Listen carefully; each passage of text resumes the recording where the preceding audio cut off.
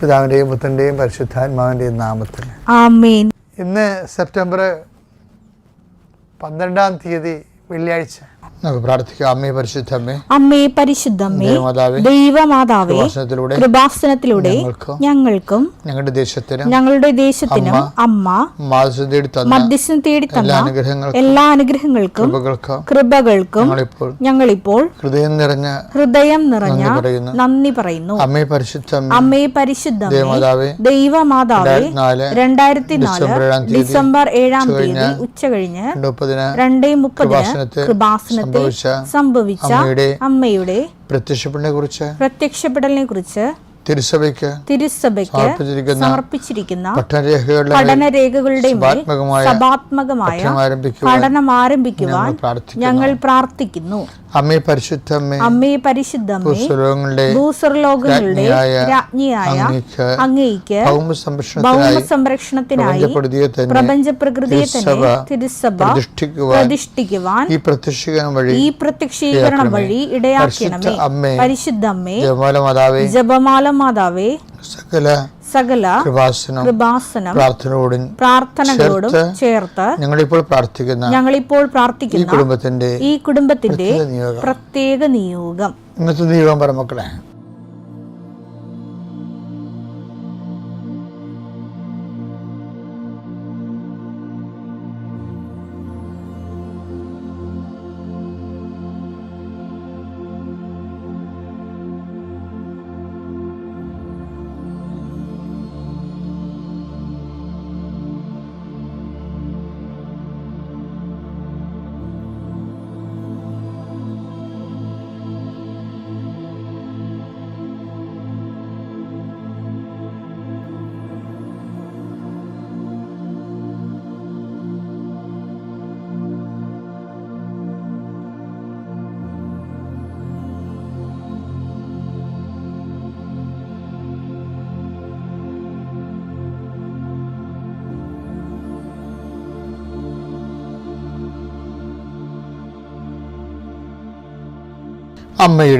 അമ്മയുടെ പ്രത്യക്ഷീകരണത്തിന്റെ ഈ അനുഗ്രഹവേളയിൽ ഞങ്ങൾക്ക് സാധിച്ചു തരുവാൻ കനിയണമേ. ആമേൻ. വിശ്വാസ പ്രമാണം. സർവശക്തനായ പിതാവും ആകാശത്തിന്റെയും ഭൂമിയുടെയും സൃഷ്ടാവുമായ ദൈവത്തിൽ ഞാൻ വിശ്വസിക്കുന്നു. അവിടുത്തെ ഏകപുത്രനും ഞങ്ങളുടെ കർത്താവുമായ ഈശോമിശിഹായിലും ഞാൻ വിശ്വസിക്കുന്നു. ഈ പുത്രൻ പരിശുദ്ധാത്മാവിനാൽ ഗർഭസ്ഥനായി കന്യകാമറിയത്തിൽ നിന്ന് പിറന്ന് പൊന്തിയോസ് പീലാത്തോസിന്റെ കാലത്ത് പീഡകൾ സഹിച്ച് കുരിശിൽ തറയ്ക്കപ്പെട്ട് മരിച്ച് അടക്കപ്പെട്ട് പാതാളങ്ങളിൽ ഇറങ്ങി മരിച്ചവരുടെ ഇടയിൽ നിന്ന് 3-ാം നാൾ ഉയർത്ത് സ്വർഗത്തിലേക്ക് എഴുന്നള്ളി സർവശക്തിയുള്ള പിതാവായ ദൈവത്തിന്റെ വലതുഭാഗത്തിരിക്കുന്നു. അവിടെ നിന്ന് ജീവിക്കുന്നവരെയും മരിച്ചവരെയും വിധിക്കുവാൻ വരുമെന്നും ഞാൻ വിശ്വസിക്കുന്നു. പരിശുദ്ധാത്മാവിലും ഞാൻ വിശ്വസിക്കുന്നു. വിശുദ്ധ കത്തോലിക്കാ സഭയിലും പുണ്യവാന്മാരുടെ ഐക്യത്തിലും പാപങ്ങളുടെ മോചനത്തിലും ശരീരത്തിന്റെ ഉയർപ്പിലും നിത്യമായ ജീവിതത്തിലും ഞാൻ വിശ്വസിക്കുന്നു. ആമേൻ. സ്വർഗ്ഗസ്ഥനായ ഞങ്ങളുടെ പിതാവേ, അങ്ങയുടെ നാമം പൂജിതമാകണമേ. അങ്ങയുടെ രാജ്യം വരണമേ. അങ്ങയുടെ തിരുമനസ് സ്വർഗത്തിലെ പോലെ ഭൂമിയിലും ആകണമേ. അന്നു വേണ്ടുന്ന ആഹാരം ഇന്ന് ഞങ്ങൾക്ക് തരണമേ. ഞങ്ങളോട് തെറ്റ് ചെയ്യുന്നവരോട് ഞങ്ങൾ ക്ഷമിക്കുന്നത് പോലെ ഞങ്ങളുടെ തെറ്റുകൾ ഞങ്ങളോടും ക്ഷമിക്കണമേ. ഞങ്ങളെ പ്രലോഭനത്തിൽ ഉൾപ്പെടുത്തരുതേ, തിന്മയിൽ ഞങ്ങൾ രക്ഷിക്കണമേ. ആമേൻ. നന്മ നിറഞ്ഞ മറിയമേ, സ്വസ്തി. കർത്താവ് അങ്ങയുടെ കൂടെ സ്ത്രീകളിൽ അങ്ങ് അനുഗ്രഹിക്കപ്പെട്ടവളാകുന്നു. അങ്ങയുടെ ഉദരത്തിൻ ഫലമായി ഈശോ അനുഗ്രഹിക്കപ്പെട്ടവനാകുന്നു. പരിശുദ്ധ മറിയമേ, തമ്പുരാന്റെ അമ്മേ, പാപികളായ ഞങ്ങൾക്ക് വേണ്ടി ഇപ്പോഴും ഞങ്ങളുടെ മരണസമയത്തും തമ്പുരാനോട് അപേക്ഷിക്കണമേ. ആമേൻ. കർത്താവേ, നിന്റെ ഉന്നതമായ നാമത്തിന് സ്വസ്ഥം ചെയ്യുന്നു.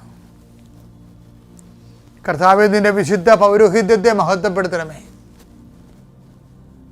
കർത്താവേ, സഭയിലുള്ള സാന്നിധ്യം ദൃഢമാക്കണമേ. 39 വർഷം ഞാൻ അർപ്പിച്ച കുർബാനയുടെ യോഗ്യതയാൽ ഇന്ന് സഞ്ചരിക്കുന്ന എല്ലാവരെയും, ഇന്ന് ഈശോയെ ഭാരത്തൂക്കമുള്ള ഓരോ വിഷയങ്ങൾക്ക് വേണ്ടി വേദനിച്ച് നടക്കുന്നവരെ അങ്ങ് സന്ധിക്കണം. കർത്താവേ, സാമ്പത്തികമായ കടങ്ങളിലൂടെ പരിഹാരമില്ലാതെ നീങ്ങുന്നവരെയും ജപ്തി നടപടി നേരിടുന്നവരെയും കണ്ണുനീരിടാൻ ദിവസം സംബന്ധിച്ച് പ്രാർത്ഥിക്കുന്ന ഈശോയെ കർത്താവേ, അങ്ങയുടെ മറുപടി ഉണ്ട് ഈശോയെ. അങ്ങ് വിചാരിച്ചാൽ മതി, ഒരു നിമിഷം വിചാരിച്ചാൽ മതി, അങ്ങയുടെ മക്കൾ രക്ഷപ്പെടും. എല്ലാവരും പറയണത് ഈ ഒരു ദുരന്തത്തിൽ നിന്ന് ഞാൻ രക്ഷപ്പെട്ട, ഞാൻ ദൈവത്തെ മറക്കാതെ ജീവിച്ചോളാം എന്ന് പറയുന്നുണ്ട് ഈശോയെ. അത് കേൾക്കണമേ എന്ന് പ്രാർത്ഥിക്കുന്നു. വിശ്വാസം തണുത്തു പോയവരെ, പ്രാർത്ഥനയില്ലാത്ത കുടുംബങ്ങളെ, അവരെല്ലാം കർത്താവെ എന്ത് ചെയ്യണമെന്ന് അറിയാൻ പാടില്ലാതെ പല സഭകളിൽ പ്രവർത്തിക്കുന്നവർ ഒരു വീട്ടിൽ നിൽക്കുകയും ആ വീട്ടിൽ ഇരുട്ടായി മാറുകയും ചെയ്യുന്ന അവസ്ഥയിൽ കർത്താവെ മനസ്സ് സംഘർഷം കൊണ്ട് ജീവിക്കുന്നുണ്ട് ഈശോയെ. ഒതുങ്ങിക്കൂടി ജീവിക്കുന്നുണ്ട് ഈശോയെ. ആരോടും പറയാതെ വഴക്കില്ലാതെ സഹിച്ച് ജീവിക്കുന്നുണ്ട് ഈശോയെ. നിശബ്ദ ദുരന്തമായിട്ട് കഴിയുന്നുണ്ട് ഈശോയെ. അവരെ എല്ലാം ലാസ്തൻ്റെ കുഴിമാടം സന്ദർശിച്ചതുപോലെ അത്ര ഹൃദയങ്ങളിൽ നിന്ന് സന്ദർശിക്കണമേ എന്ന് പരിശുദ്ധ കൃപാസനത്താരെ ജീവനോടെ പ്രത്യക്ഷപ്പെട്ട പരിശുദ്ധയുടെ മാധ്യസ്ഥയിൽ പ്രാർത്ഥിക്കുന്ന ഈശോയെ. വൈവാഹ തടസ്സമുള്ളവർ, കുഞ്ഞുങ്ങളില്ലാത്തവർ, ഭവനരഹിതർ, ജോലിയില്ലാത്തവർ, സാമ്പത്തിക കടങ്ങളാൽ സമാധാനമില്ലാത്ത കുടുംബങ്ങളെ ഇതെല്ലാം സന്ധിക്കാൻ വേണ്ടി യേശുവിന്റെ നാമത്തിൽ പ്രാർത്ഥിക്കുന്നു. ആമേൻ. നമ്മളെ കൃപാസനത്തിൽ ദൈവം നമുക്ക് നൽകിയ ഏറ്റവും വലിയ നിധി എന്ന് പറഞ്ഞാൽ എന്താണ്? ഉടമ്പടിയാണ്. ഉടമ്പടി വരാൻ കാരണം എന്ന് വെച്ച് കഴിഞ്ഞാൽ, എനിക്ക് അമ്മ എൻ്റെ 2015 മാതാവിൻ്റെ പ്രത്യക്ഷീകരണം സംഭവിച്ച് 10 കൊല്ലം കഴിഞ്ഞ്. അപ്പോൾ അതിന് അനുഭവങ്ങളൊക്കെ ഞാൻ നിന്നോട് നേരത്തെ പറഞ്ഞിട്ടുണ്ട്. അതിൻ്റെ ഭാഗമായിട്ട് ആ 10 കൊല്ലത്തേക്ക് ദൈവമേ ഒരു ചെറിയ പ്രാർത്ഥന ആൾക്കാർക്ക് കൊടുക്കാൻ ഒത്തെങ്കിൽ കൊള്ളാമായിരുന്നെന്ന് എൻ്റെ മനസ്സിൽ തമിഴ്നാട്ടിൽ വെച്ച് തോന്നിയപ്പോഴാണ് മാതാവ് പെട്ടെന്ന് തന്ന ഒരു പ്രാർത്ഥനയാണ്. എന്താണ്? അമ്മ ഈ ദശവത്സരത്തിൽ അമ്മ ആഗ്രഹിക്കുന്ന കൃപാവര പദ്ധതി കൃപാസനത്തിലും ഞങ്ങളുടെ കുടുംബത്തിലും നിറവേറാൻ ഇടയാക്കണമേ. അങ്ങനെ ആ പ്രാർത്ഥന കിട്ടിക്കഴിഞ്ഞപ്പോൾ 10,000 ലീഫ്ലെറ്റുകൾ അടിച്ച് ആൾക്കാർക്ക് കൊടുത്തു പ്രാർത്ഥിക്കാൻ വേണ്ടി. അപ്പോൾ ദൈവത്തിന് തോന്നി മാതാവിൻ്റെ പ്രത്യക്ഷീകരണം 10,000 ലീഫ്ലെറ്റുകളും 10,000 ഒന്നുമില്ല അല്ലേ, ആ ഒരു 50,000 അടിച്ച് കാണാം പല പ്രാവശ്യമായിട്ട്. അപ്പം അത് എൻ്റെ ഉദ്ദേശം എന്താണ്? മാതാവിൻ്റെ പ്രത്യക്ഷീകരണം അനുസ്മരിക്കാൻ വേണ്ടി അമ്മ ആഗ്രഹിക്കുന്ന കൃപാവര പദ്ധതി എന്നാണ്. ആ പ്രാർത്ഥന സത്യസന്ധമായതുകൊണ്ടാണ്. കാര്യം ആ പ്രാർത്ഥന സത്യസന്ധമായ കാരണം എനിക്ക് ഐഡിയ ഒന്നും കിട്ടിയില്ല. എങ്ങനെയാണ് ഈ 10ാം കൊല്ലം കൊമമറേറ്റ് ചെയ്യണമെന്ന് അറിയത്തില്ലായിരുന്നു. ആ ചെയ്യണമെന്ന് അമ്മ പറയുകയും ചെയ്യുന്നുണ്ട് മനസ്സിൽ. അപ്പോൾ അമ്മ ആഗ്രഹിക്കുന്ന ഒരു കൃപാവര പദ്ധതി കൃപാസനത്തിലും ഞങ്ങളുടെ കുടുംബത്തിലും നിറവേറാൻ ഇടയാക്കണമേ. അത് മാത്രം പ്രാർത്ഥിച്ചതാണ്. അപ്പോഴാണ് 6 മാസം കഴിഞ്ഞപ്പോൾ ഉടമ്പടി അമ്മ തരണത്. അപ്പം ദൈവം തന്നുകൊണ്ടാണ് ഇത്ര കണ്ട് ഓണത്തിന് പോലും എന്തുമാത്രം മനുഷ്യരാവുന്ന ഉടമ്പടി എടുത്തത്. ഓണമായിട്ട് പോലും അത് ചില ആൾക്കാർക്ക് അനുഭവങ്ങളായിപ്പോയി. അനുഭവങ്ങളൊക്കെ ഉടമ്പടിയുടെ ബേസിൽ ജനങ്ങൾക്ക് ആധികാരികത വർദ്ധിച്ചു. ദൈവത്തിന് സ്വന്തം ജനമാണെന്നാണെന്നുള്ള ഉടമസ്ഥ ബോധം വന്നു. ഉടമ്പടിയിലൂടെ ഒത്തിരി സംഭവമാണ് നടന്നിരിക്കുന്നത് ആധ്യാത്മിക ജീവിതത്തിൽ. മറ്റത് കൊണ്ടാക്കൊണ്ട് കിട്ടിയ കൂട്ടി പോയ ചെട്ടി എന്ന് പറഞ്ഞാൽ ആൾക്കാർക്ക് ഒരു ഹൈപ്പോത്തസിക്കലല്ലേ ചില ആൾക്കാരൊക്കെ ജീവിക്കണത്. ഇതിപ്പോൾ അങ്ങനെയല്ലോ. ഇപ്പോൾ അവരതിനു വേണ്ടി അധ്വാനിക്കുന്നുണ്ട്. അതിനുവേണ്ടി അവരുടെ വിശ്വാസത്തെ അവർ പ്രവൃത്തി കൊണ്ട് നീതീകരിക്കുന്നുണ്ട്. അപ്പോൾ ജനങ്ങളുടെ ആധികാരികത കൂടി, അപ്പോൾ ദൈവത്തിൻ്റെ ഉടമസ്ഥാവകാശം കൂടി. അപ്പോൾ അതുകൊണ്ട് തന്നെ ഉടമ്പടി പെട്ടെന്ന് ഇങ്ങനെ എല്ലാവരിലും തന്നെ ദൈവിക ഇടപെടലുണ്ടാകുന്ന ഒരു അവസ്ഥ വന്നു. പക്ഷേ എപ്പോഴും നമ്മൾ ശ്രദ്ധിക്കേണ്ടത് ഈ മേജറായിട്ടുള്ള വിഷയങ്ങളായാൽ ദൈവം തന്നെയാണ് അത് ഉടമ്പടിയുടെ ഭാഗമാക്കി കളയും. ഇപ്പം നിത്യജീവൻ ഉടമ്പടിയല്ലേ. കുർബാന എന്തുകൊണ്ടാണ് ഉടമ്പടി പുതിയ ഉടമ്പടി എന്ന് പറയാൻ കാര്യം എന്താണ്? അതുകൊണ്ട് നേടാനുള്ള കാര്യം നിത്യജീവനായതുകൊണ്ടാണ് അതിനെ ഉടമ്പടിയിലാക്കിയത്. അതുപോലെ നമ്മുടെ ജീവിതത്തിലെ മേജർ സബ്ജക്റ്റുകളെല്ലാം ഉടമ്പടിയുടെ. ഇപ്പം എബ്രഹാം പെണ്ണ് കാണുന്നില്ലേ, പെണ്ണ് കാണാൻ വേണ്ടി ഭൃത്യരെ വിടുന്നില്ലേ. എബ്രഹാം പെണ്ണ് കാണാൻ അവൻ്റെ മകൻ ഇസഹാക്കിന് ഒരു ജീവിത പങ്കാളിയെ കാണാൻ വേണ്ടി ഭൃത്യനെ പറഞ്ഞു വിടുന്നതും അത് ആ വിഷയം സീരിയസ് ആയത് കാരണം അത് എബ്രഹാം അത് ഉടമ്പടിയായിട്ടാണ് വിടുന്നത്, ഉടമ്പടി ചെയ്താൽ വിടുന്നത്. ഉൽപ്പത്തി പുസ്തകത്തിന് 1:24 1 മുതൽ എടുത്തേ. അബ്രാഹത്തിന് പ്രായമേറെയായി. അബ്രാഹത്തിന് പ്രായമേറെയായി. കർത്താവ് എല്ലാ കാര്യങ്ങളിലും അവനെ അനുഗ്രഹിച്ചു. എബ്രാഹത്തിന് പ്രായമായെന്നും പറഞ്ഞാൽ തുടങ്ങണത് വെച്ച് കഴിഞ്ഞാൽ എബ്രാഹത്തിന് ഇപ്പം പ്രായമായത് കൊണ്ട് നമ്മുടെ ജീവിതത്തിൽ നമ്മൾ ഇരിപ്പുകാരനായിപ്പോയി. നമ്മൾ ഇരിപ്പുകാരനായപ്പോൾ പിന്നെ ദൈവം ഇരിപ്പുകാരനായി പോയിട്ടില്ലേ? അത് എബ്രാഹത്തിന് പ്രായമായി.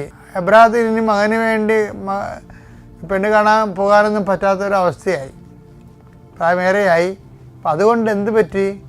ഭൃത്യനെ വിളിച്ചിട്ട് പറഞ്ഞു അത് ഉടമ്പടിയാക്കി കളഞ്ഞത്. അത് വായിച്ച ഭാഗം വായിച്ചേ. അവൻ തന്റെ എല്ലാ വസ്തുക്കളുടെയും മേൽനോട്ടക്കാരനും